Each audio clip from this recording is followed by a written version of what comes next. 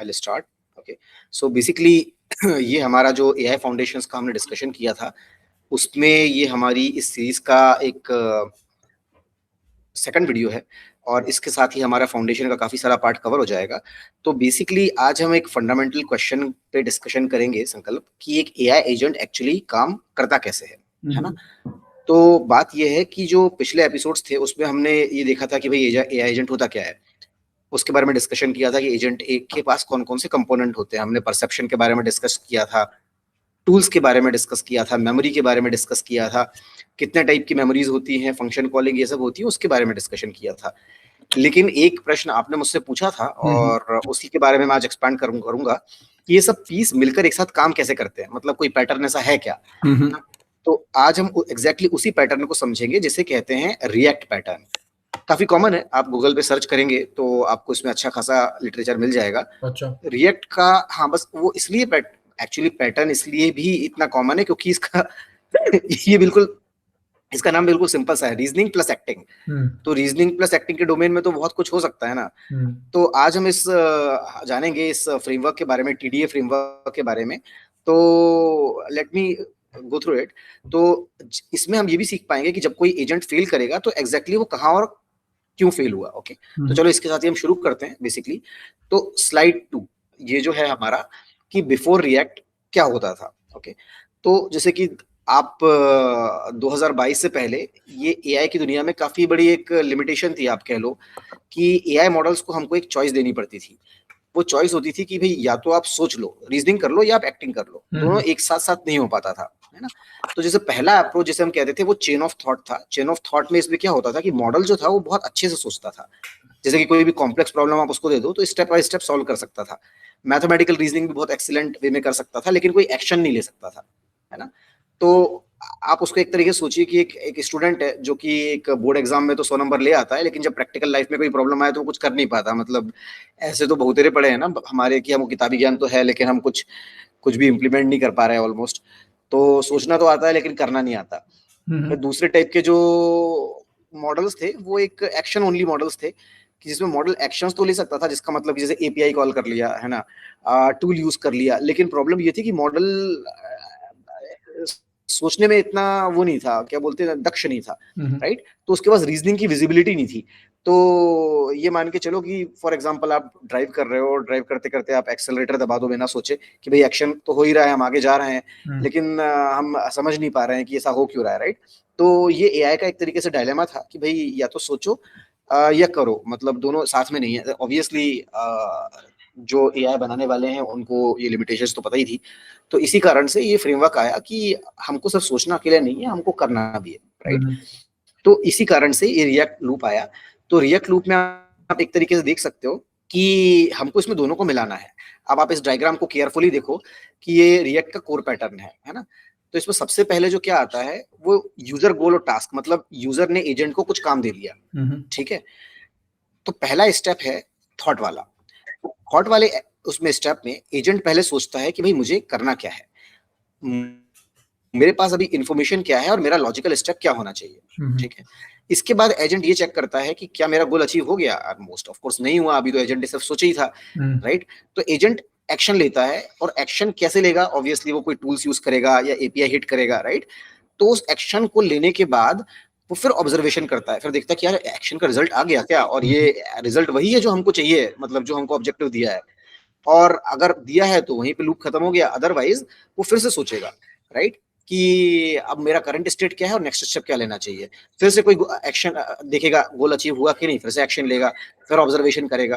तो इसी लूप में जब तक चलता रहता है, जब तक कि या तो गोल ही अचीव नहीं हो जाता, या फिर एजेंट को लगने लगता है कि अब भाई मेरे पास आंसर देने के लिए इनफ इन्फॉर्मेशन है, right. This is basically we want to do. So this is essentially react pattern, reasoning plus acting, जिसका लूप सिंपल है, थॉट एक्शन ऑब्जर्वेशन रिपीट, ठीक है। तो नाउ इसी को हम इसी तरह से देखेंगे। आप थोड़ा इसमें अलग तरीके से प्रेजेंट किया है, बट इन्फॉर्मेशन मोटी मोटी वही है। इन्फॉर्मेशन ये है कि thought will contain what do I know, what do I need, and what is my next step. That is it. Okay. And action would be, hey, okay, let us call appropriate tool, execute with parameters, wait for the response, and observation will be, okay, we will receive the tool output, we will pass the result and we will update our understanding. Okay, so इसी को basically हमें जो thought, action और observation phase में हमने divide किया है इसको. ओके, नाउ तो reasoning plus acting is actually a react pattern. Okay, now इसमें सोचना और करना दोनों साथ में है, आपको इसी बारे में ध्यान रखना है. थॉट वो है जो एजेंट प्रॉब्लम के बारे में रीजन करता है और नेक्स्ट स्टेप प्लान करता है. एक्शन वो है जो कोई टूल के माध्यम से हम एग्जीक्यूट की जाती है या कोई स्पेसिफिक एक्शन होता है. ऑब्जर्वेशन वो है रिजल्ट एंड अंडरस्टैंडिंग को अपडेट करना. This is what exactly is react pattern. Now आपको अगर कोई बारे में पूछे कि भाई रिएक्ट पैटर्न इतना इंपॉर्टेंट क्यों है, ओके, तो रिएक्ट पैटर्न का जो सबसे की इनसाइट है वो ये नहीं है कि ये बहुत इट्स वेरी क्लेवर और ये बहुत चतुर है. Okay, basically the key insight is that इसको हमें इंस्पेक्ट किया जा सकता है और ये इंस्पेक्ट करना ही सबसे बड़ी इसकी खूबी है. So whenever an agent is failing, okay, you can read its thoughts and see exactly where it went wrong. Okay, तो यहाँ पर रुक करके let us try to understand little bit. Okay, तो फॉर एग्जांपल जब कोई एजेंट जिसको हमने रिएक्ट प्रोसेस के माध्यम से बनाया है उसकी पूरी थॉट प्रोसेस को हम पढ़ सकते हैं, ऑडिट कर सकते हैं, क्योंकि वो लॉग्ड रहती है, राइट. तो हमें एग्जैक्टली पता चलता है कि गलती कहाँ हुई.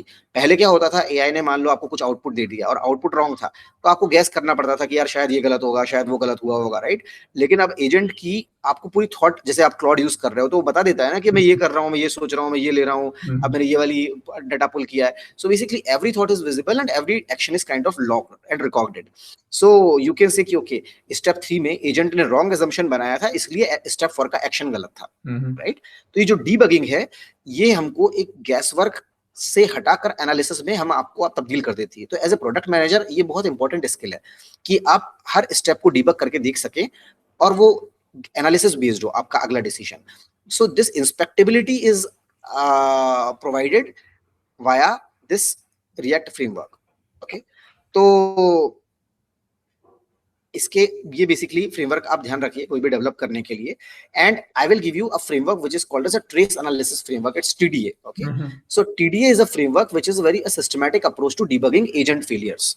ओके, सो जैसा कि मैंने आपको पहले डिस्कस किया अपन अभी कि रिएक्ट फ्रेमवर्क जो है वो इंस्पेक्टेबल है, राइट. तो हमको एक सिस्टमैटिक तरीका चाहिए जिसको डिबग करने के लिए. ऐसा तो है नहीं कि हम सिर्फ सारे लॉग ही देखते रहेंगे, राइट. तो ये उस फ्रेमवर्क को एक तरीके से सिस्टमैटिक बनाता है. ये फ्रेमवर्क उस डिबगिंग को सिस्टमैटिक बनाता है. Thought, decision and aftermath. Okay, which is TDA. Okay, तो टी का मतलब है थॉट एनालिसिस. इसमें पहला सवाल हमको ये पूछना है कि भाई जो एजेंट की रीजनिंग साउंड थी या नहीं थी, कि एजेंट ने सही सोचा या नहीं सोचा, उसके लॉजिकल फ्लॉज थे कि नहीं, क्या उसके पास इंफॉर्मेशन मिसिंग थी, उसके अजम्पशंस रॉन्ग थे. ये सब हम थॉट वाले में जाते हैं. डिसीजन वाले में बेसिकली हम दूसरा सवाल पूछते हैं कि क्या जो एजेंट ने एक्शन लिया है वो उसकी थॉट से मैच करता है. मतलब उसने कहीं गलत टूल तो यूज नहीं कर लिया, उसने गलत एपीआई तो यूज नहीं कर ली, क्या उसके पैरामीटर सही थे या नहीं थे. ये हमको डिसीजन वाले में जाना है. और आफ्टरमाथ में हमारा ये होता है कि क्या जो एक्शन लेने के बाद जो ऑब्जर्वेशन था उसने एजेंट की थिंकिंग को अपडेट किया, मतलब क्या उसने रिजल्ट से कुछ सीखा या नहीं सीखा, है ना. तो एविडेंस उसमें अपने लिया है, जानकारी में लिया है, उसके बेस पे वो अपनी थॉट को अपडेट करेगा या नहीं करेगा. Basically this is the TDA framework, right. Thought, decision and aftermath. Did the observation update it's thinking. Okay, तो ये एक सिस्टमैटिक डिबगिंग मेथोडोलॉजी है. जब भी कोई एजेंट ऐसा बिहेवियर दिखाए जो गलत है, जो अनएक्सपेक्टेड है, तो आप इन तीनों एरियाज को चेक करो जा करके, है ना, और देखो कि कहां पर हो रहा है टीडीए में. Okay, okay, something like now आप मुझे ये बताओ कि जैसे ये ऑब्जर्व किया कि यूजर से काम करने के लिए ये इनपुट इम्पोर्टेंट था, यूजर ने तो दिया नहीं, और एजेंट को पूछना चाहिए था, एजेंट ने पूछा भी नहीं. तो बिल्कुल बिल्कुल वो आप थॉट में कंसिडर करोगे या किधर कंसिडर करोगे? वो थॉट में कंसिडर करेंगे तभी तो. जब मैं जैसे कि मैं क्लॉड यूज करता हूँ, तो वो पूछ लेता है ना कि ठीक है मैं समझ तो गया आपकी बात, लेकिन ये 3 बिंदुओं पे आप मुझे बताइए कि आपको और अच्छे से क्या चाहिए. तो वो पूछ लेता है, आपको मिसिंग इन्फॉर्मेशन पूरी कर लेता है एक तरीके से, है ना. अच्छा, वो मिसिंग तो इन्फॉर्मेशन. ओके ओके, हाँ ठीक है, मेक है सेंस. ना, हाँ, मिसिंग इन्फॉर्मेशन पूरी कर लेता है उस आधार पे, तो वो थॉट में आ जाएगा, है ना. Okay okay, understood. हाँ, ओके कूल. तो बेसिकली अपन ऐसा करते हैं कि क्योंकि टीडीए फ्रेमवर्क बहुत इंपॉर्टेंट है और as a product manager I think ये सबसे बड़ा काम है एक तरीके से डिबगिंग करना। तो हम हर एक जो हमारे जो तीनों अल्फाबेट है टीडीए उनको हम थोड़ा नजदीकी से देखेंगे। ओके, तो basically what to examine and what are the warning signs. तो बेसिकली जो टीडीए का पहला कंपोनेंट है वो थॉट एनालिसिस, उसको हमको एग्जामिन करना है। तो उसमें of course we will be checking कि भाई is the reasoning logically sound. Okay, कि एजेंट के थॉट्स में लॉजिक है या रैंडम जम्प्स हैं। ओके, क्या एजेंट के पास करेक्ट इन्फॉर्मेशन है? कभी कभी एजेंट रॉ डेटा पे भी रीजनिंग दे देता है ना? क्या उसके जो एजम्पशंस वैलिड हैं, प्रॉपर्ली स्टेटेड हैं? मतलब कई बार एजम्पशन लिए भी होते हैं एजेंट ने और स्टेट नहीं किए होते हैं, right? So it has to be both valid as well as stated. Okay, दोनों में सिर्फ वैलिड हो स्टेटेड नहीं हो then you can not evaluate it, right? I mean you will always be in some kind of suspicion कि agent के assumptions क्या थे, राइट? सो और उसके बाद क्या उसके गोल प्रॉपर्ली अंडरस्टूड है या नहीं है।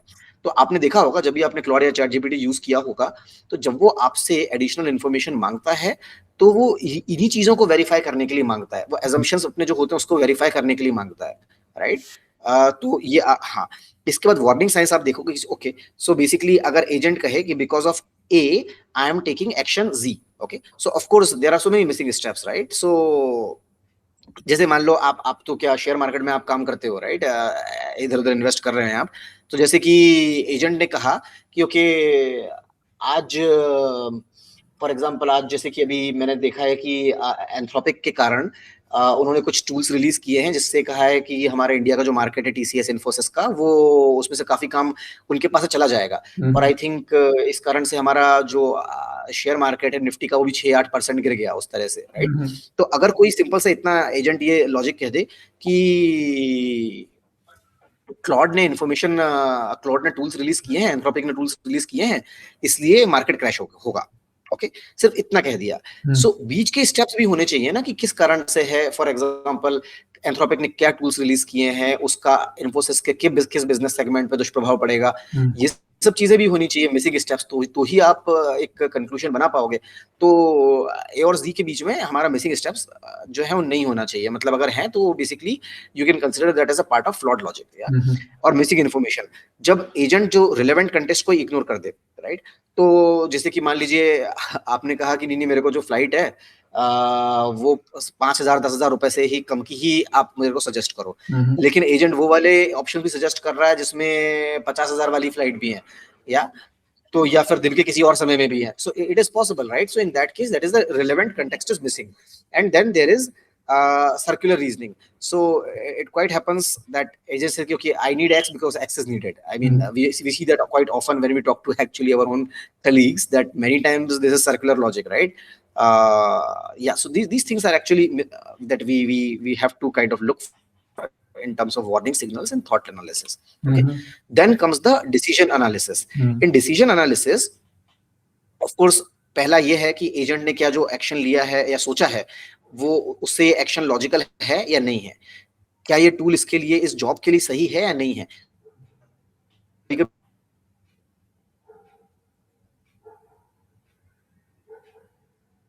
हेलो, टूल तो कॉल हो जाता है लेकिन रॉन्ग टूल होता है। क्या टूल हो सकता है tools? Hello, can you hear me? yes, hello, able या to hear, you can hear me, right? yeah. Okay, cool. So basically कभी कभी ये भी है कि टूल्स भी सही है, पैरामीटर्स भी सही हैं, but basically you might think यार there might have been a better action that would have been more suitable to achieve that particular goal, right? So whether this agent has made a suboptimal choice. So these are the 4 things you need to examine. And the warning signs could be, okay, for example, hey, I need weather, but maybe agent called the stock API, or agent should have searched for some particular information, but rather than it is just calculating, so it has selected a wrong tool, right? And then for example, tool is right but query might be vague, so that is also possible, right? कि search की query ही गलत थी तो या बहुत वेग थी. So these are some of the warning signs that you have to actually look for when it comes to decision analysis. Then comes the aftermath analysis. This is the third and final component, and in which you have to examine that whether that observation has updated its understanding. So here, see, excuse me. So here you can see that agent has seen the result. Let's say it has called a stock API, right? And of course you wanted weather. So now should agent to select a better tool, right? I mean, of course it should select a better tool. So ये आपको दिखना है कि did observation update the understanding and was result correctly interpreted, okay? And did agent learn from the outcome and is agent progressing towards the goal, okay?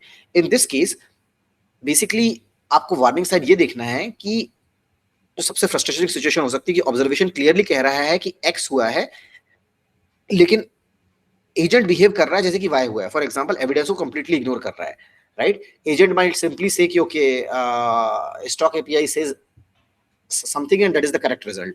So in that case if it's ignoring the evidence then of course that is the most frustrating situation. Then one thing is also that agent is doing the same field action again and again.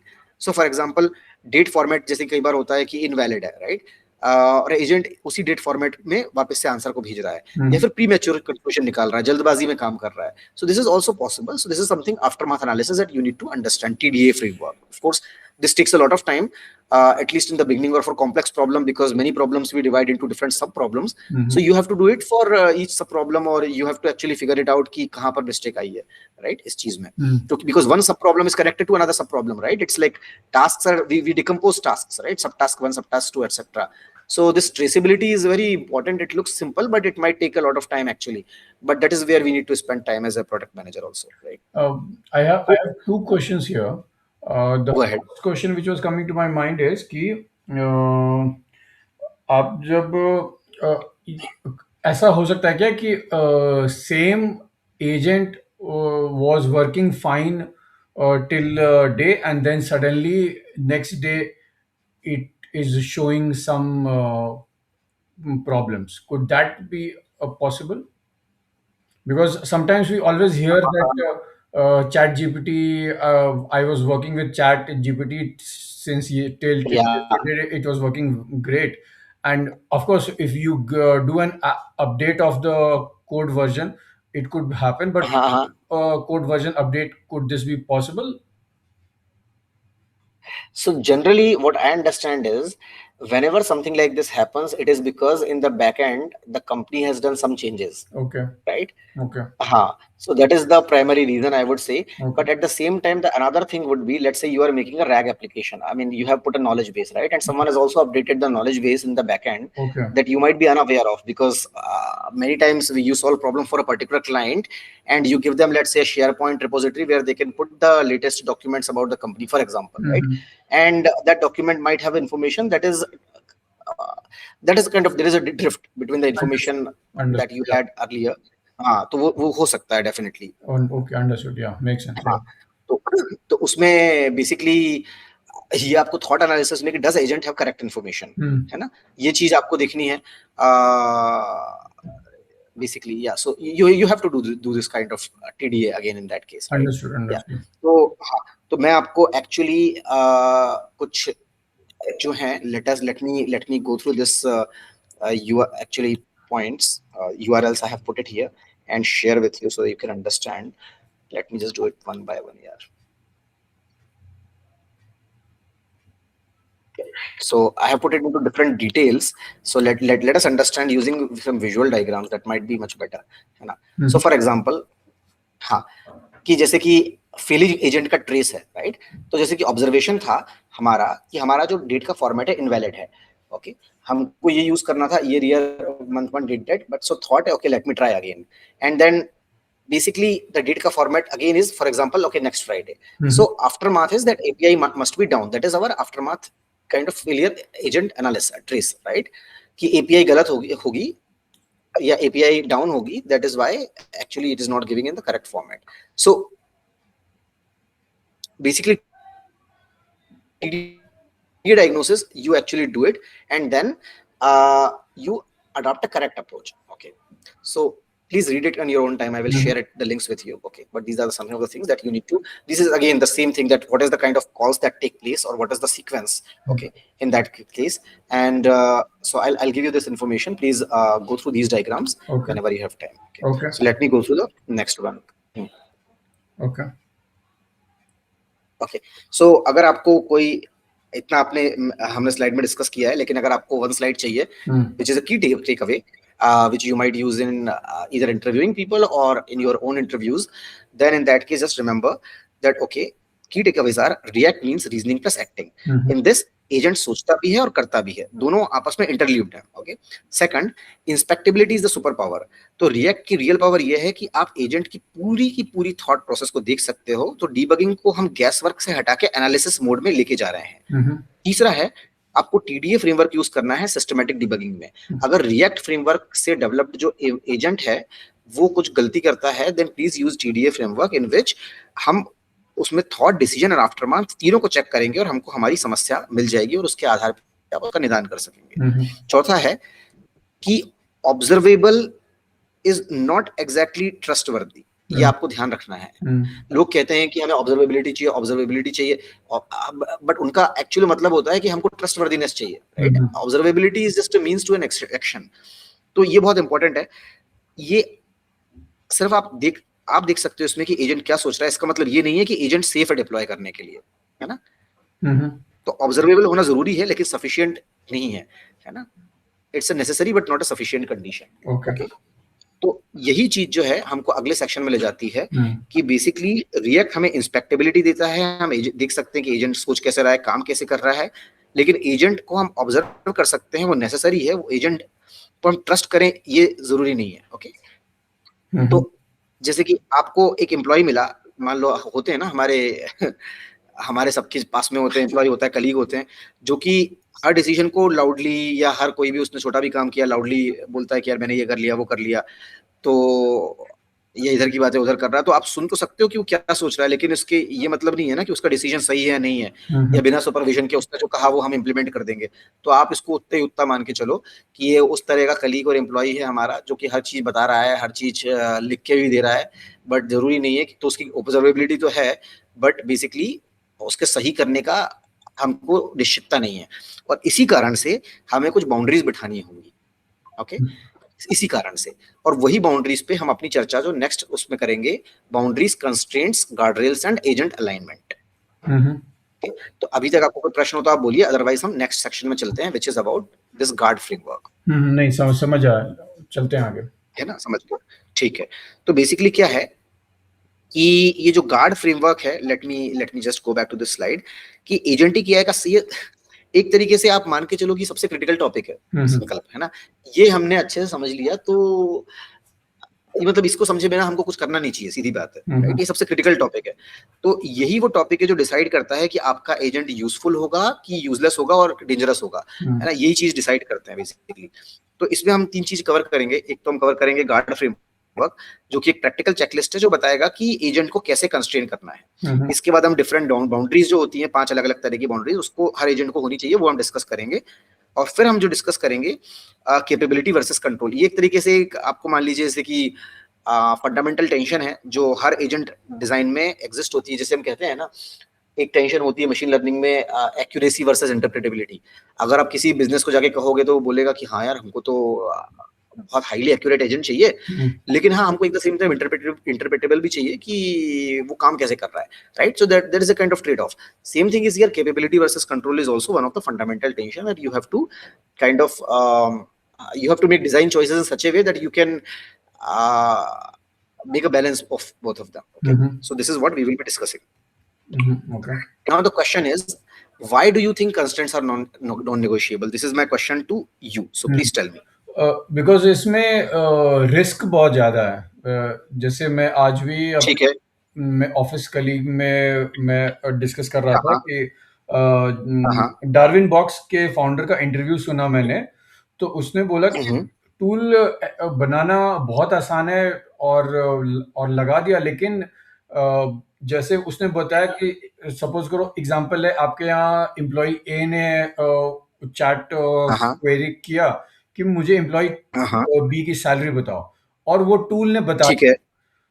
तो then what could be the risk, then what would be the trust of the company which will remain in that tool is at a question. The company will never have that tool and they will go and tell to 100 of their colleagues. So that is why whenever you are building a tool, having these things like putting the guardrails, checking for being super clear on compliance, these things are more important. Absolutely What absolutely, is the you product? Said everything Yeah. Right. हाँ, तो एक real world example लेते हैं, तो कि हम्म, 2023 में क्या हुआ था, अब ये सब चीजें नई नई आई थी, राइट? तो हम्म, हुआ ये कि कार डीलरशिप ने अपनी वेबसाइट पे एक चैट जीपीटी बेस्ड एजेंट को डिप्लॉय कर दिया। हाँ, तो उसमें हुआ क्या कि कस्टमर ने ऐसी मजे मजे में पूछ लिया कि भाई ये वाली जो कार है ना, मेरे को $1 में दे दो और एग्री कर लो, मतलब उसने ये एक तरीके से उसको ऐसा बोला। तो एजेंट ने रिप्लाई किया कि हाँ हाँ क्यों नहीं, हम्म, आप ले लो $1 में, कॉल डील हो गई, पक्की डील पक्की, है ना? एग्जैक्टली। अब ऑब्वियसली हाँ, वो कार बिकी तो नहीं, लेकिन जो उसने स्क्रीनशॉट लेकर के डाल दिया ऑनलाइन, वो मीडिया ने पिकअप किया, वो डीलरशिप, मतलब आजकल तो हर bad PR is also good PR kind of thing है। बट द थिंग इज कि this basically had some kind of PR nightmare, right? Legal and PR nightmare. Now the thing is कि इसमें गलत क्या हुआ? गलत ये था कि कोई बाउंड्री नहीं थी जो कि प्राइसिंग डिसीजंस को रेस्ट्रिक्ट कर सके, राइट? एजेंट को ये नहीं पता था कि वो कार की प्राइस नेगोशिएट करने के लिए ऑथराइज्ड है या नहीं है, राइट? आई मीन एजेंट ने बोल दिया। कॉस्ट का क्या हुआ? अब भाई लीगल लायबिलिटी है कि क्या ये, अब ऑब्वियसली आपने चैटबॉट डिप्लॉय किया है, सो whether this was a binding agreement, I mean that raises a question. Of course it might be argued that it was not, right? You can always say it was just an assistant giving a kind of response to you, right? But definitely these kinds of things does damage your particular brand. Let's just imagine it was not a car dealership, it was a kind of डॉक्टरी advisory, right? आजकल तो chat GPT हर जगह है, या फिर travel advisory. In that case if such kind of thing would have happened, then the company could have been accused of giving a wrong information, right? तो हाँ, तो उसमें तो और ज्यादा ब्रांड डैमेज होता, कस्टमर का ट्रस्ट ही इरोड हो जाता कि अगर एजेंट ऐसी गलती कर सकता है तो क्या क्या कर सकता है, राइट? तो कार वाले में तो केस में ये सब चीजें बहुत ज्यादा मायने नहीं रखती थी एक लेवल के बाद, लेकिन बहुत सारी सिचुएशंस है जहाँ ये चीजें बहुत मायने रख सकती हैं, which means any smart agent without appropriate guardrails are actually a dangerous agent. This is the fundamental assumption, or you always need to follow, है ना? Without guardrails, even for a simple task, you should assume that this could be a dangerous agent. You should never go without, है ना? So agent कितना भी intelligent हो, अगर boundaries नहीं है तो वो dangerous है। Okay. तो बेसिकली ये हमारा जो फंडामेंटल टेंशन है इस चीज में, कि हर एजेंट डिजाइन में एग्जिस्ट करती है, आप इसको घोट लो। वो ये है पहला कैपेबिलिटी, कि ज्यादा कैपेबल एजेंट ज्यादा यूजफुल होता है, राइट? ऑब्वियसली वो ऑटोनोमस डिसीजन भी ले सकता है, वो एज केस भी हैंडल कर सकता है, वो बिजनेस वैल्यू भी ज्यादा क्रिएट कर सकता है, लेकिन एट द सेम टाइम वो डेंजरस भी उतना ही ज्यादा होता है। Okay, basic. और दूसरी तरफ एक रेस्ट्रिक्टेड एजेंट प्रेडिक्टेबल होगा, ऑब्वियसली आपने हर जगह रेस्ट्रिक्ट कर दिया है, उसका बिहेवियर सेफ होता है, उसको ऑडिट करना भी इजी है, उसके रेगुलेटरी कंप्लायंस भी आसान है, लेकिन साथ में यूजफुल भी कम होता है, राइट? तो हमको क्या है, हमको यूजफुल भी ज्यादा चाहिए और हमको अप्रोप्रिएट रेस्ट्रिक्शंस भी चाहिए। तो obviously you have to find the right balance, and this is where I think a lot of your time as a product manager will go, that what kind of guardrails do we need to put in place, है ना? Correct, capability versus control में। तो ये tension है कि एक extreme पे जाओ जहां एजेंट तो बहुत पावरफुल बन गया लेकिन बहुत डेंजरस हो गया, दूसरे एक्सट्रीम पे जाओ जहां एजेंट सेफ है लेकिन बिल्कुल बुद्धू है, राइट? तो हमको हमको वो नहीं चाहिए। So this is the art of agentic AI, is basically finding the right balance. This is essentially an art. It will require lot of stakeholder communication, it will require lot of convincing and all these things, and you have to achieve this particular balance, right? तो basically ये है। Okay, now there are 5 types of boundaries that we need to discuss. Okay, boundary is of course the input guardrail itself, कि agent perceive क्या करता है, यानी agent के पास कौन कौन की इंफॉर्मेशन आ सकती है। ओके, दूसरा जो गार्डरेल है वो है आउटपुट गार्डरेल, मतलब एजेंट क्या प्रोड्यूस कर रहा है, यानी एजेंट का आउटपुट क्या हो सकता है ना? सिर्फ प्रोड्यूस कर रहा है ये बात नहीं है, क्या क्या प्रोड्यूस कर सकता है, संभावनाएं, वो भी एक तरीके से आउटपुट गार्डरेल्स हैं। तीसरा एक्शन गार्डरेल्स, की एजेंट क्या कर सकता है, कौन कौन से टूल यूज कर सकता है। For example in this case, वो कार वाले उदाहरण में अगर हम देखें तो कार वाले उदाहरण में उसको ये नहीं कहना चाहिए था एजेंट को, आइडियली मैं मानता हूं कि हाँ हाँ ठीक है, आप इतने में कार ले लो, या फिर ऑब्वियसली उसने कोई डील साइन नहीं करी है, पेपर तैयार नहीं किया है, तो this is the action that should have been restricted, right? I mean I believe it was restricted. तो एजेंट क्या कर सकता है, कौन कौन से टूल्स यूज कर सकता है। चौथा है बिहेवियरल गार्डरेल्स की एजेंट क्या सोचता है, उसका रीजनिंग पैटर्न क्या है। और पांचवा है रिसोर्स गार्डरेल्स की एजेंट कितना कंज्यूम कर सकता है, मतलब टाइम, मनी, इटरेशंस, उसकी लिमिट्स क्या है, राइट। ये सीधे हैं input, output, action, behavioural and resource. These are the 5 guardrails you have to be very particular about, and these are the 5 boundaries that actually provide you a very comprehensive control framework. ठीक है ना। अब मुझे आप ये बताओ, शायद ये हाँ रिलेटेड सवाल है कि मैंने चैट हाँ जीपीटी के साथ ये ऑब्जर्व किया है कि चैट हाँ जीपीटी से मैंने कुछ पूछा कि कैन यू डू दिस, तो वो बोला कि नहीं नहीं I can not do this, but वो काम उसको हाँ दे हाँ दिया करने के लिए, तो उसने कर दिया। हाँ हाँ। तो ये कैसे हो रहा है? इसका मतलब कि उसको मतलब कहीं पे इनपुट या आउटपुट गार्डरेल में कहीं पे वो गार्डरेल डाला है, बट वो एक्शन गार्डरेल में नहीं डाला है, ऐसा क्या? हाँ ऐसा ही है। Okay. Basically you are right. मैं एक उदाहरण लेता हूँ आपको, जैसे कि कई बार बोलते थे ना कि लोग हैक कर लेते थे चीजों, हाँ, पहले वो हाँ। जो जिसे बोलते जेल ब्रेकिंग कहते थे, राइट।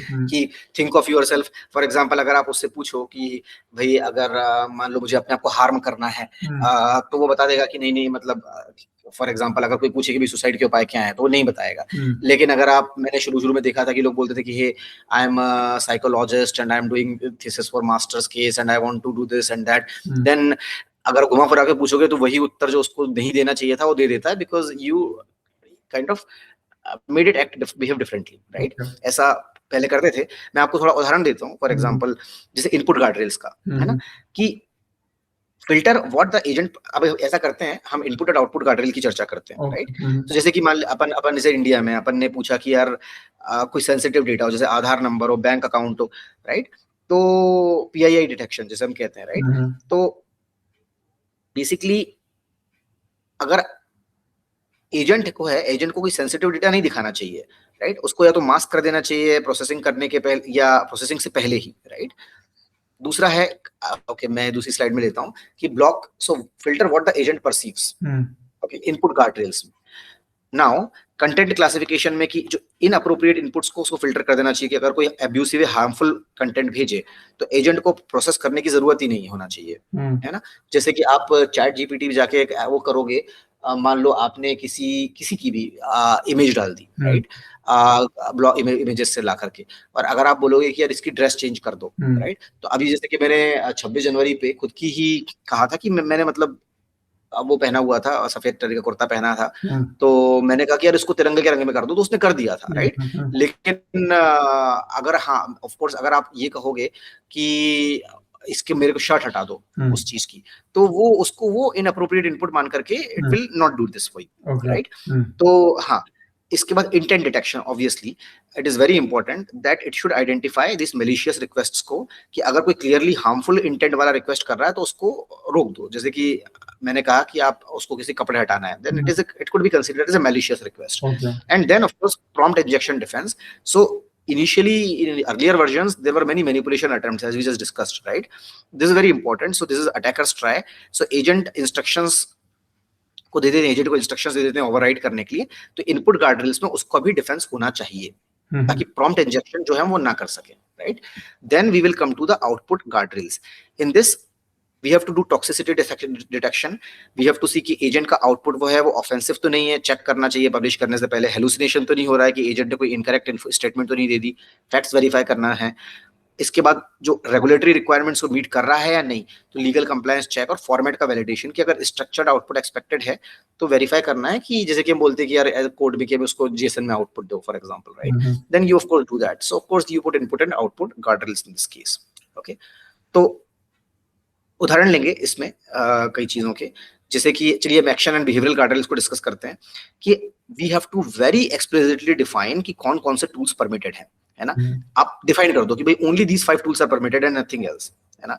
और हर टूल को भी तभी अलाउ करना है कंडीशनल एक्सेस के साथ में, कि पेमेंट टूल यूज कर सकते हो but only up to 10,000 rupees. For example मैंने कहीं पढ़ा था इस तरह से कि शायद स्विगी या जोमेटो के केस में ही, कि जब रिफंड की रिक्वेस्ट आती है ना, तो आई थिंक स्विगी जोमेटो में जैसे कि आप बहुत बड़े बड़े ऑर्डर्स भी होते हैं ना, जैसे कि 40 लोगों के कर दिए, लार्ज ऑर्डर्स टाइप के, राइट। तो स्विगी जोमेटो में I think this is my understanding कि वो 2,000 रुपए तक का या कुछ फिक्स अमाउंट तक का ही रिफंड एजेंट खुद से कर सकता है, और अगर उससे ज्यादा का रिफंड मांगा गया है, then of course it should escalate it और inform to the actual person who will make a decision, right? So this is, they have allowed a tool to refund you, but of course it has been given only conditional access, right? It's a guardrail, action guardrail. Then there are approval workflows, of course, कि critical actions के लिए human approval, जैसे मैंने भी कहा कि वही अगर 2000 रुपए से ज्यादा का रिफंड करना है, then अगर अकाउंट, जैसे कि मान लो किसी ने कहा अकाउंट डिलीट कर दो, then human should verify it first of all, right? And then there are some read only modes you need to put कि hey, कुछ कंटेक्स्ट में agent should only observe, should not modify. For example database देख तो सकते हो but right नहीं कर सकते, राइट? तो हाँ, एपीआई कॉल कर तो सकते हो, जैसे कंडीशनल एक्सेस में आ जाएगी, लेकिन उसकी जो रेट लिमिट कर दो आप, right? So please make sure you define these kinds of things, I mean don't let it loose, otherwise बहुत नुकसान होने की संभावना है। And in that case of course you have to put behavioural guardrails as well, which is constrained reasoning patterns, कि agent का role clearly define होना चाहिए कि भाई एजेंट, you are, जैसे कि कस्टमर केस में, you are a customer support agent, you are not a sales agent, your job is to help not to upsell, okay? तो अगर आपने, हम जैसे डिस्कस कर रहे थे कि हम एक एजेंट कैसा बना सकते हैं, then of course you need to clearly define that part for anyone, right? And agent का persona fix होना चाहिए कि hey, you should always maintain a professional tone no matter what the input is. Input can be clickbaity type का, कि तो आप हो सकता है एजेंट उसमें तथा कथित भावनाओं में बहकर के कैजुअल या सरकास्टिक टोन में रिप्लाई करने लगे, वैसा नहीं होना चाहिए। We need to put a persona constraint. Of course we have to set the ethical boundaries कि never discriminate based on anyone's characteristic, treat all users equally, right? और एजेंट को अपने डोमेन में ही रखना चाहिए कि only answer questions about our product, for other topics politely redirect, okay? So this is very, very important, and I have seen so many chatbots, I mean, that they do not respect their knowledge boundaries. They should restrict basically to themselves, right? That is that. And then comes to resource guardrails, okay? So ये guardrail जो है हमेशा है ना overlook हो जाती है संकल्प, and कुछ लोग है ना जानबूझ के भी उसको ओवर लिमिट कर देते हैं। मैं बताता हूँ कारण इसलिए कि आपने डेवलपर को कह दिया कि यार तुमको बहुत अच्छा डेवलप बनाना है, राइट? तो अच्छा, ऑफ कोर्स अच्छा बनाने के लिए तो उसको अच्छे रिसोर्स चाहिए रहेंगे, अच्छा टोकन कंज्यूम करेगा, तो राइट, ये वही कैपेबिलिटी वर्सेस कंट्रोल में ही आ गया एक तरीके से। तो एज ए प्रोडक्ट मैनेजर अगर हमको दिखना है कि उसको हमें कॉस्ट लिमिट करके चलनी है, then you have to do the token limit के भी मैक्स टोकन, उसमें 4000 टोकन ही यूज कर सकते हो। टाइम लिमिट आप 60 सेकंड में, ऐसा नहीं है कि रीजनिंग बढ़ाने के चक्कर में आपने टाइम लिमिट एक्सीड कर दी एग्जीक्यूशन की। कॉस्ट लिमिट होना चाहिए कि हर कॉस्ट में इतना ही हम स्पेंड कर पाएंगे, वरना नहीं कर पाएंगे इससे ज्यादा। और एक बार में हम इतने ही आइटरेशंस कर सकते हैं, मैक्सिमम 10 टूल्स कर सकते हैं पर रिक्वेस्ट, उसके बाद फोर्स स्टॉप करो। सो as a product manager, you always, even I personally think, this is my opinion, I mean just a subjective opinion, that before we design anything, I think we need to think of a kill switch as well. Give them as a kind of non-functional requirements, you know, कि यही है, उसी के आधार पे आप बाकी चीजों का निर्धारण करें। तो always include a kill switch, which is a mechanism to immediately terminate if something goes wrong, okay? तो ये इस पे हम जब प्रोडक्ट डेवलपमेंट करते हैं तो we debate a lot on this roll back plan. Roll back plan बनाया या नहीं बनाया, तो अगर प्रोडक्ट मैनेजर नहीं बनाता है तो बहुत डांट सुनता है फिर रिलीज टाइम पे। हाँ, अब बात क्या है, एक्चुअली बहुत सारे जो प्रोडक्ट हैं एजेंटिक एआई डोमेन में, वो तो सिर्फ पीओसी तक ही लिमिटेड है ना, तो ये सारी चीजें डिस्कस होती नहीं है एक्चुअली। या लोग सोचें कि बाद में देख लेंगे, अभी तो पीओसी बना करके प्रोटोटाइप बना के दिखा देते हैं, फिर जब एक्चुअल प्रोडक्शन में आता है और जब आपका बिल आता है तब आपको लगता है कि यार बहुत खर्चा हो गया, तो वो फिर लोग है ना ट्रेस बैक करते हैं पीछे कि नहीं यार इसमें एजेंट का ये गार्डरेल लगा दें या ये कर लें, इससे क्वालिटी सफर होती है, राइट? परसेप्शंस डिफर हो जाते हैं लोगों के कि पहले तो अच्छा चल रहा था, अब एकदम अच्छा क्यों नहीं चल रहा है। तो वो चीजें हमको अवॉइड करनी चाहिए। इसलिए मुझे लगता है कि ये रिसोर्स गार्डरेल्स जो है, जब आप कुछ भी डिजाइन कर रहे हो, प्रोडक्ट सोच रहे हो, भले ही उसमें पूरा फॉलो मत करो, लेकिन कम से कम सोचना जरूरी है इस चीज के बारे में, और इसका बाय इन जरूरी है, राइट, बिजनेस से। तो ये है। तो बेसिकली अगेन इन सब बाउंड्रीज को याद रखने के लिए मैं आपको एक सिंपल एक्रोनीम देता हूँ, गार्ड चेकलिस्ट है, गेट। इसमें है कि कौन कौन से इनपुट रिजेक्ट होने चाहिए, इनपुट फिल्टरिंग है या नहीं, यूसेज, कौन कौन से रिसोर्सेज की लिमिट है अप्लाई होनी चाहिए, token limit, time limit, cost limit, iterations limit, etcetera. Actions, कौन कौन से भाई टूल्स परमिट होना चाहिए, अलाउ लिस्ट जैसे बोलते हैं ना, व्हाइट लिस्ट टूल है, ब्लैक लिस्ट है, कंडीशनल एक्सेस है, ये सारे आप डिफाइन करो उसमें। रिस्पॉन्स, कौन कौन से आउटपुट फिल्टर होने चाहिए, टॉक्सिसिटी के बारे में, कॉम्प्लायंस के बारे में, फॉर्मेट चेक के बारे में और डेलीगेशन के बारे में भी, कि फॉर एग्जांपल ऐसी कौन सी स्थितियां हैं जिसमें एजेंट को ह्यूमन को एस्केलेट कर देना चाहिए, जिसे बोलते हैं ना ह्यूमन इन द लूप, कब ट्रिगर होना चाहिए। तो जब आप कोई भी एजेंट बिल्ड करो या कोई एजेंट रिव्यू भी करो, है ना, दूसरे वालों का, तो आप उससे पूछो ये वाली चीजें। कई बार लोग होते हैं मेरे पास आते हैं दूसरे दूसरे कि भाई हमने तो एजेंट बना दिया, तो मैं उनसे पूछता हूँ कि भाई यार ये तो पता है इस बारे में, तो बोले नहीं नहीं सोचा ही नहीं, हमने तो एजेंट बना दिया है ना, तो ऐसा ऐसा नहीं करना आपने को। ठीक है, तो ये guard framework basically apply to e commerce agent मैं आपको शो करना चाहता हूँ, मैं आपको उसमें लिंक भेजूंगा, तो आप उसको देखना बाद में, राइट। तो ठीक है, जैसे कि हम बात कर सकते हैं फॉर एग्जांपल, ठीक है, let us talk what I wanted to show you इधर वे, कि गार्ड कैसे अप्लाई होगा इस ई कॉमर्स एजेंट में, आप थोड़ा बताओगे मेरे को सोच करके। बताइए। नहीं नहीं, आप बताओ, मतलब आपने पढ़ा है ना अभी गार्ड एजेंट, बताओ कैसे तो हाँ ई कॉमर्स एजेंट है, तो ई कॉमर्स हाँ, agent, what is the agent job? It is job is to support support shopping. Support, अच्छा, सपोर्ट एजेंट है, नहीं कस्टमर सपोर्ट, हाँ कस्टमर कस्टमर सपोर्ट, सपोर्ट है। एग्जैक्टली, हाँ हाँ तो जैसे गेट में जी जी में सबसे पहले आ गया कि अगर सपोज करो हम मान लेते हैं मिंत्रा मिंत्रा प्लेटफॉर्म है, तो ठीक उसने है, कुछ अगर हमारे को फ्लिपकार्ट का सवाल पूछ रहा है कस्टमर कि भाई मैंने तो फ्लिपकार्ट से किया हाँ था हाँ, और आपकी ही कंपनी है, तो आप उसका भी चेक करके क्यों नहीं बता देते हो? So those बिल्कुल बिल्कुल, should be rejected, and what ठीक है, उस लिमिट्स अप्लाई, तो आपने बता दिया कि कितना टोकन यूज कर सकता है, व्हाट हाँ हाँ can he do refund there itself or not. अभी व्हाट टूल्स हाँ आर हाँ परमिटेड, जैसे अपन कस्टमर सपोर्ट एजेंट भी बनाते हैं, तो अपन हाँ हाँ, कस्टमर सपोर्ट एजेंट के पास भी एक्सेस के लेवल्स होते हैं कि अगर ऑफ कोर्स, हाँ हाँ ये कस्टमर सपोर्ट सभी को, अगर यूजर का केवाईसी डेटा एक्सेस नहीं होता, सभी को हाँ यूजर का गेम डेटा एक्सेस नहीं होता, तो हाँ हाँ, बेसिस दैट अगर सब एजेंट्स हैं तो सब agents can have their own access separately, कि yes so yes, that that is how the which agent can access what. फिर यस यस ऑफ रिस्पॉन्सेज में कोर्स, अपन पूरा फिल्टर डाल सकते हैं कि टेम्पलेट के फॉर्मेट में रिस्पॉन्स दे रहा है कि नहीं। हाँ अगर ये हमारे जैसे कस्टमर सपोर्ट में क्या होता है कि जनरली अगर हम डेटा देखते हैं तो 70-80% of the queries form in the top 10 templates. तो हम्म, अगर वो हमने 70-80% ऑफ द क्वेरीज भी हम ऑटोमेट कर दे, तो वो वी कैन ऑलवेज चेक कि जो आउटपुट जो यूजर को जा रहा है वो टेम्पलेटाइज्ड फॉर्मेट में जा रहा है कि नहीं। या अपने ठीक मन है, से आज एजेंट थोड़े मूड में है, तो वो थोड़ा कुछ और लिख दे रहा है। जैसे हमारे यहाँ होता था, हमारे यहाँ कस्टमर सपोर्ट पर्सन आज मूड हम्म, कैसा है उसके हिसाब से हाँ, कस्टमर रिप्लाई जाएगा। तो कभी बस कभी बस बस बस वही तो है, कस्टमर हाँ सपोर्ट सपोर्ट भी डांट देते थे प्लेयर को, तो वैसा नहीं होना। तो देन वी कैन पुट हाँ हाँ हाँ फिल्टर्स हाँ there.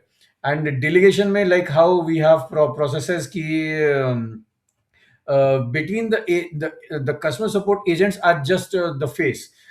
If an action is to be हाँ हाँ executed, then it goes to some other team. A customer support agent hmm, can't execute much on their own. They only have some budgets कि okay, अगर high हाँ value player है तो उसको दे सकते हैं, तो वैसे ही आप ई कॉमर्स में भी आई थिंक लोगों ने एब्सोल्यूट, रखा होगा, क्योंकि अमेज़न में भी हम कुछ-कुछ रिफंड्स हमारे को ऑटोमेटिकली आ जाता है, कुछ-कुछ रिफंड्स वो एस्केलेट करते हैं। तो दोज़ आर द हाँ काइंड हाँ, of checks which should be there. Agent should not be able to take actions which he is not authorised to do. Yes yes yes exactly, मैं अभी जैसे big basket में जो बीबी बीबी daily जो होता है उससे मैं हुँ, दूध मंगाता हूँ। कई बार होता है कि 4 पैकेट में से 1 पैकेट मिस हो गया, हाँ। तो मैं बोल देता हूँ उसको, हालांकि वो तो है ना कि भाई 1 पैकेट मिस हुआ, तो वो रिफंड कर देता है। I mean I don't think it is an agentic AI, but at least is the proper to refund something, right. हाँ, हाँ, करेक्ट। ऑल्सो जेप्टो में भी रिटर्न कर देता है ये सब चीजों में। हुँ, तो वो चीजें हैं, तो आपने जो बोला एग्जैक्टली वही है, मगर मैं भी यही आंसर देता कि भाई गेट वाले में पीआईआई फिल्टर होना चाहिए, हुँ, जैसे कि credit card number address mask होना चाहिए, अब्यूसिव लैंग्वेज फिल्टर होनी चाहिए, हुँ, यूसेज में अगेन कोई भी कन्वर्जेशन 2 रुपए से ज्यादा का नहीं आना चाहिए, हमें रिस्पॉन्स टाइम भी 30 सेकंड लेटेंसी होनी चाहिए, राइट, उसमें हुँ, कि 30 सेकंड से ज्यादा का नहीं होना चाहिए उसमें डिले बेसिकली। इसके बाद एक्शंस में अगेन ऑर्डर स्टेटस चेक कर सकता है, रिटर्न इनिशिएट कर सकता है, या रिफंड प्रोसेस एक लिमिट तक ही कर सकता है। एक्शंस में प्राइस चेंज नहीं कर सकता किसी उसका, या अकाउंट डिलीट नहीं कर सकता। वही जो आपने बताया उसी को थोड़ा हम कर सकते हैं, राइट। तो अगेन ये मोटा मोटा आप याद रख लो कि भाई जो सबसे ट्रिकी पार्ट है वो बैलेंस फाइंड करना है, राइट। कि अगर हमने बहुत लूज बना दिया उसको तो do whatever the user ask, तो ये बहुत डेंजरस हो जाएगा, राइट। और अगर टू टाइट किया कि only respond with pre approved template, तो ये बहुत यूजलेस हो जाएगा। तो बेसिकली ये तो एक एफएक्यू बॉट हो गया, राइट। कि अगर आपने उसको बहुत टाइट बना दिया तो कि टेम्पलेट वाले में तो कोई एजेंट नहीं है, कोई रियल वैल्यू नहीं है, तो यूजर फ्रस्ट्रेटेड होंगे। तो जस्ट राइट जो बेसिकली वो वही है कि you can answer questions and processes returns with in policy, you can not modify accounts. So basically ये एक ऑप्टिमल होगा कि एजेंट के पास यूजफुल कैपेबिलिटीज भी हैं लेकिन क्लियर बाउंड्रीज भी हैं। Capable and controlled together. Only capable is not enough, only controlled is not enough, you have to be capable and control. Okay, तो ये जोन है, मतलब जैसे बोलते हैं ना कि not too hot not too cold, just right, है ना। तो वही वाला आपको मैं डायलॉग याद रखता हूँ इसमें, क्योंकि ये चीज बहुत इंपॉर्टेंट है, राइट। तो भाई इसको आप ये मान के चलो कि गार्डरेल्स जो है वो लिमिटेशंस नहीं है, और जो थोड़े जूनियर डेवलपर हैं वो थोड़ा गार्डरेल्स का उनको लगता है कि यार देखो ना कितना कितना पुश कर सकते हैं, राइट। ऐसा ऐसा नहीं करना है। तो you have to explain in the sense that okay, guardrails are exactly the reasons you can deploy, otherwise एक बार आपने काम खराब किया और कई उसके जो वो हुआ, मतलब जैसे कहते हैं ना तू हुई गलत करने में, तो आप काम नहीं कर पाओगे। then this is how you have to say that okay, guardrails are the things that do not limit agent but they actually make agent more powerful, right. So people shouldn't come and say that guardrails लगाने से agent restricted हो जाएगा. This is the गलत understanding. Guardrails make agent powerful, not restricted. For example, मैं generally लोगों को बोलता हूँ भाई कार ब्रेक का उदाहरण ले लो, है ना, कि अगर ब्रेक्स तो कार को स्लो डाउन करते हैं, राइट, लेकिन टेक्निकली तो ब्रेक लिमिटेशन है, लेकिन असल में ब्रेक्स ही वो रीजन है जिसकी वजह से आप फास्ट ड्राइव कर सकते हो, राइट। वैसे ही अगर कार में ब्रेक नहीं होगी तो मैक्सिमम आप क्या है, मतलब 10-20 किलोमीटर पे भी नहीं ड्राइव कर पाओगे। तो लेकिन ब्रेक होने के कारण ही आप 100 किलोमीटर 200 किलोमीटर, वैसे ही पतंग उड़ा रहे हैं, पतंग में डोरी नहीं होगी तो पतंग कट जाएगी कहीं और, मतलब कहीं उड़ के कहीं और चली जाएगी, right. So this is something I tend to give in simple Hindi कि यार क्या है पतंग का उदाहरण या कार ब्रेक का उदाहरण। सेम लॉजिक एजेंट पे भी अप्लाई होता है कि गार्डरेल्स के बिना आप एजेंट को लिमिटेड कंटेक्स्ट में ही डिप्लॉय कर पाओगे, पीओसी करते रहोगे बस, डेमो पायलट में ये सब चीजें। लेकिन गार्डरेल्स के साथ ही आप कॉन्फिडेंटली प्रोडक्शन में डिप्लॉय कर सकते हो, क्योंकि आपको पता है कि बाउंड्रीज उसकी वेल डिफाइंड है। So guardrails actually enable deployment and not restrict it. This is the message we need to give. Okay. तो की टेकअवेज आप देख लो, 5 गार्डरेल याद रखना: input, output, action, behavioural, resource. Guard framework याद रखना: gate, usage, action, response and delegation. तीसरा, guardrails are enablers not limitations. Okay, you have to find a balance, and of course for an agent to be trustworthy it has to be both observable as well as constrained. Okay, this is what you need to, okay. So React से हमको observability मिली, हम देख सकते कि agent से क्या सोच रहा है। React फ्रेमवर्क से गार्ड से हमको कंस्ट्रेंट्स मिले, हम कंट्रोल कर सकते हैं, दोनों ही मिलके एक ट्रस्टवर्दी एजेंट बना सकते हैं, ओके। नाउ अब सवाल ये आता है कि भाई हम थ्योरी तो समझ गए हैं, है ना, लेकिन प्रैक्टिकली हम एजेंट कैसे बनाएं, राइट। तो बेसिकली मैं आपको कवर करूंगा, और इसके बेस पे मैं अब के बारे में जो हमारे बाकी के जितने भी लेक्चर्स होंगे, मैंने सोचा था कि इसको करीबन मैं 10-12 घंटे की सीरीज बनाऊंगा कुल मिलाकर के। अभी तो हमारा ये दूसरा ही घंटा है, वो इसी बारे में होंगे, राइट, कि हम कैसे बनाएं इसको, थ्योरी से प्रैक्टिस में कैसे लेकर के जाएं, है ना। तो जैसे कि अभी तक हमने बहुत सारी थ्योरी कवर की थी।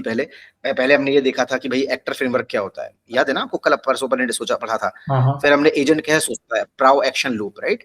इसके बाद हमने एजेंट देखता कैसे है, फिर हमने एजेंट के टूल्स के बारे में डिस्कस किया था, सेफ फ्रेमवर्क। फिर हमने मेमोरी के बारे में डिस्कस किया था, शेल्फ फ्रेमवर्क। अब हमने एजेंट का एग्जीक्यूशन पैटर्न डिस्कस किया है, वो है रिएक्ट फ्रेमवर्क। अब हम एजेंट को कंट्रोल कैसे किया है, वो है गार्ड फ्रेमवर्क। अब सबसे इंपॉर्टेंट क्वेश्चन आता है कि भाई मैं थ्योरी तो समझ गया, अब मैं उसको बिल्ड कैसे करूं। तो ये हमारा लेक्चर का नाम है फर्स्ट माइल, है ना, जिसमें हम will be building our first agent, okay. So इसका देखना है कि प्रैक्टिकली एक मिनिमम वायबल एजेंट बनता कैसा है। वो एमवीपी कंपोनेंट्स, एमवीपी आर्किटेक्चर देखेंगे, एक्सक्यूज मी, वो मिनिमम कंपोनेंट्स जो वर्किंग एजेंट के लिए जरूरी हैं। और पहली बार जो लोग एजेंट बनाते हैं उनके लिए कॉमन फर्स्ट मिस्टेक्स क्या करते हैं बिगिनर्स, और इन सब से उबरने के लिए जो माइंडसेट होना चाहिए वो क्या है, first mile mindset, okay, that is what we will be discussing it. Now The core insight that I want to give you here is that a minimal viable agent is simpler than you think and harder than you expect. Okay, ये line भी मैंने कहीं से पढ़ी थी, इसलिए मैंने लगा दी यहाँ पे, और मुझे बड़ी अच्छी लगी थी ये वाली लाइन। लेकिन आप इसको सोचो कि बेसिकली ऐसा क्यों किसी ने कहा है ना, कि सिंपलर क्यों है, सिंपलर थिंग, कि आपको वर्ल्ड का मोस्ट एडवांस सिस्टम नहीं बनाना है, आपको मल्टी एजेंट ऑर्केस्ट्रेशन की कैपेबिलिटी भी नहीं चाहिए, आपको इनिशियली कॉम्प्लेक्स मेमोरी सिस्टम भी नहीं चाहिए, है ना। इसके लिए हमारे पास 5 कंपोनेंट चाहिए हैं हमको, जिसके बारे में डिस्कस करेंगे। एक सिंगल टूल से शुरुआत हो सकती है।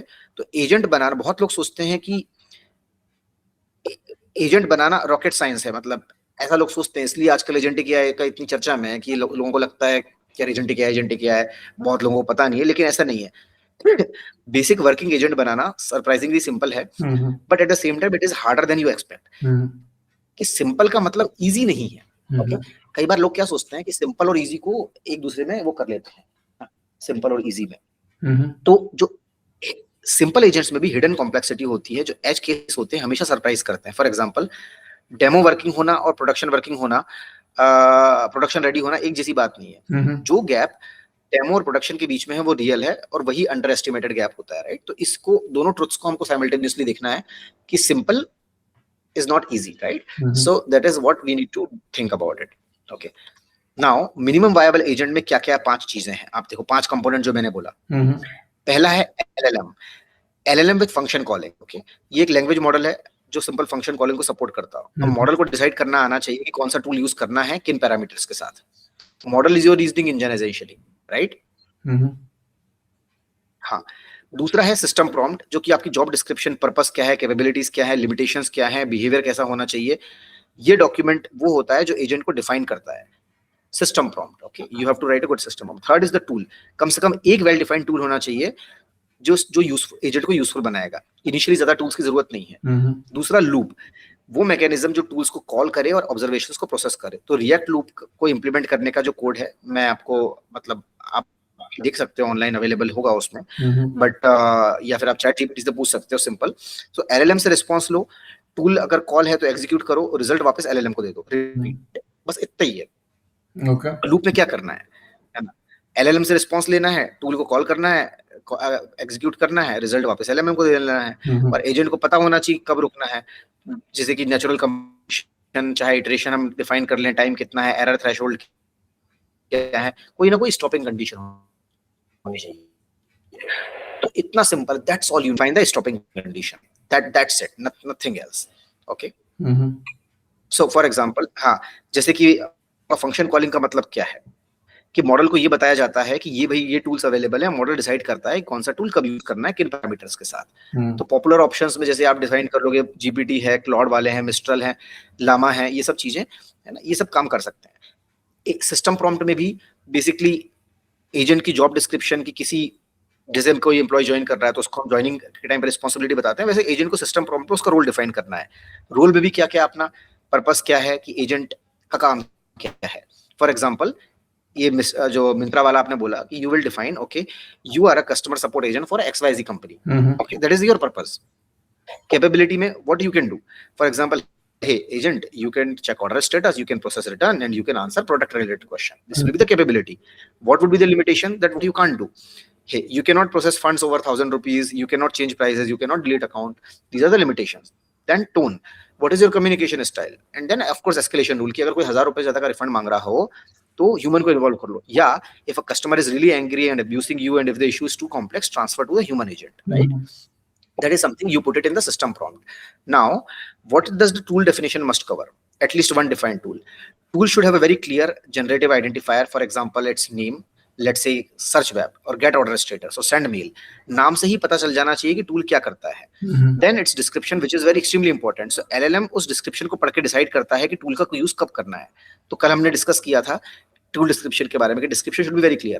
Then parameters, that okay, what are the inputs, what are the data types, whether it is required or optional, and then return what the output it provides. Okay, so LLM को पता होना चाहिए उसका description, उसका ये देख करके कि टूल का की क्या आउटपुट एक्सपेक्ट करना है. Okay, so for example, proper definition would be, name could be, okay, search the web. Description could be कि search the webs for current information about any topic. Parameters would be, in query you put a string and returns list of search results, right? तो ये जो tool का description है आपको बहुत बहुत carefully लिखना है, okay? Bad description means wrong tool usage. तो यहीं पर आप एक तरीके से पहला ही जो जैसे ना, लोग कई बार फेल हो जाते हैं, सोचते हैं कि लिख देंगे या एलएलएम खुद ही फिगर आउट कर लेगा। ऐसा नहीं सोचने का अपने को, डिस्क्रिप्शन अच्छे से लिखने का है, right? Basis this description, LLM will decide which tool to call, right? Absolutely, absolutely, है ना? Understood. तो इसमें लिखना है कि use when you need to, है ना, kind of use this thing, है ना? Understood. ये चीज आपको, हाँ, तो आप इसको बाद में पढ़ लेना कि यूजर मैसेज एलएलएम प्रोसेसिंग करके टूल कॉल रिक्वायर्ड है या नहीं है, इस तरह से, right? It's simple loop. Of course हमें प्रॉपर इसको you should know when to stop, whether it's natural completion, maximum iterations, maximum time, error threshold, user signal etcetera, right? So बिना प्रॉपर टर्मिनेशन के एजेंट्स इनफाइनाइट लूप भी कर सकते हैं, और API bill बढ़ गया। आप गूगल पे देखोगे तो पता चलेगा कि एजेंट स्टक हो गया और बिल आ गया आपका कई डॉलर्स का। तो ऐसा नहीं होना चाहिए। You have to properly put when to stop this, okay? So of course there is the reality check, which is demo versus production gap, okay? So the gap between a demo that works and a system that works reliably is where most first agents die.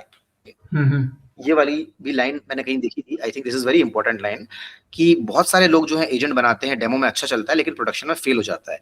बहुत सारे क्या, मतलब लगभग ऐसा ही है। इसीलिए तभी वो एमआईटी की रिपोर्ट आई थी ना कि 90% of the generative AI use cases fail, है ना? वो इसीलिए है क्योंकि लोग बना तो लेते हैं, राइट, लेकिन प्रोडक्शन में नहीं काम करता। उनके कारण पूरे डोमेन का ही नाम खराब हो रहा है। हाँ, पूरे डोमेन का ही नाम खराब हो रहा है कि भाई एज केसेस क्या है, डेमो में तो सब कुछ ही प्रिपेयर्ड है, राइट? लोग सोचते हैं कि चलो एरर हैंडलिंग ऑप्शनल है, बाद में देख लेंगे, जब बाई ना जाएगा तब देख लेंगे, scale doesn't matter, 10 request handle करते हैं, ऐसा लोग सोचते हैं। या कॉस्ट डजंट मैटर कि डेमो ही तो है यार, $10 में हो जाएगा, इतने की तो हमको $20 तो वही दे रहा है, क्या बोलते, फ्री में मिल रहा है हमको क्रेडिट के तौर पे, राइट? तो डेमो है, बट प्रोडक्शन में of course users are creative. वो आपकी कंपनी के तो यूजर होंगे नहीं, वो ऐसे ऐसे इनपुट देंगे कि आपने इमेजिन भी नहीं किए होंगे। माल फॉर्म डेटा देंगे, अनएक्सपेक्टेड फॉर्मेट के बारे में बोलेंगे, वियर्ड क्वेरीज देंगे। तो रियल लाइफ में तो लेटेंसी मैटर करती है, कॉस्ट भी मैटर करता है, एरर्स भी ग्रेसफुल होनी चाहिए कि, राइट? तो ये सब चीजों को, इस गैप को एक्नॉलेज करना आपका काम है as a product manager, and you have to plan for it. This is very very important, right? तो जो अगेन एमवीपी का चेकलिस्ट आप देख लो, इसको आप पढ़ लेना कि पर्पस की clarity, success criteria, scope boundaries, failure modes, test cases, ये सब बहुत बहुत ज्यादा इंपॉर्टेंट है, राइट? तो of course first steps you need to avoid is, you need to avoid over engineering. इसके बारे में हम बाद में भी डिस्कस करेंगे कि हमको शुरू में ऐसा नहीं बोलना चाहिए जो बोलते कि नहीं यार हमको तो मल्टी एजेंट सिस्टम चाहिए, हमको मेमोरी चाहिए, हमको लर्निंग चाहिए, हमको रैक चाहिए। ऐसा नहीं। हमेशा, जैसे मैंने स्विगी के लेक्चर में किया था, कि we have to think about evolution, right? We can always add features later, but we should always make first agent very simple. Very simple. It doesn't mean ki you just release it without guardrails. No, you have to put guardrails, of course, but you have to start simple. Also, you need to avoid underestimating कि यार बस एक call ही तो है, 2 दिन में हो जाएगा ये वाला कॉल, तो ऐसा नहीं है। Simple is not easy. So edge cases, error handling, testing, deployment सब टाइम लेता है। So you don't have to over under estimate this. I mean it will take its own time, right? Even if the agent is simple, so please plan accordingly. Then many people release it without evaluation. It seems to work is not a metric. I mean, they just say in our agent it seems to work. No, you have to define proper metrics. You have to measure. You have to prepare the golden data set. Without measurement, improvement is impossible. Then you might come across several YouTube tutorial where they are giving a kind of demo code. So you don't have to simply copy the code and put it in production. Of course, their error handling missing rehti hai, edge cases cover nahi hote, and then of course you don't have to ignore cost. So there are many traps to avoid. Many developers, you need to keep an eye on them that they don't avoid these things. मेरा काफी समय इन चीजों में भी खर्चा होता रहता है कि यार ऐसा क्या है क्या नहीं है, राइट? तो अब हम of course we are okay, you have to of course make it simple. You have to ship, then improve, expect failures, measure everything, and listen to users, of course. So because you are first shipping then improving, so you don't have to release it to everyone, but limited set of users, and then keep increasing the daira of those users, right? तो वो चीजें हैं. So of course the key takeaway I will be giving you is basically minimum viable agent is 5 component, which is LLM plus system prompt plus tool plus loop plus termination. Simple is not easy, but simple is where you start. Ship, learn, and iterate. Okay, so someone had told me perfect is the enemy of good. I made it perfect is the enemy of shipped, right? So we'll see how we will actually close this. Okay, so this is how it is. So आज हमने इस lecture में 3 critical topics discuss किए. One is of course React plus TDA, right?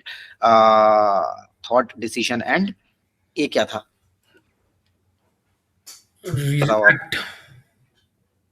React. Sorry. Reason and act.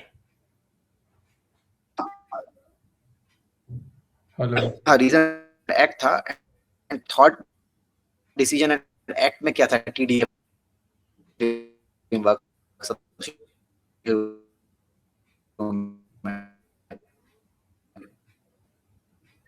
Hello.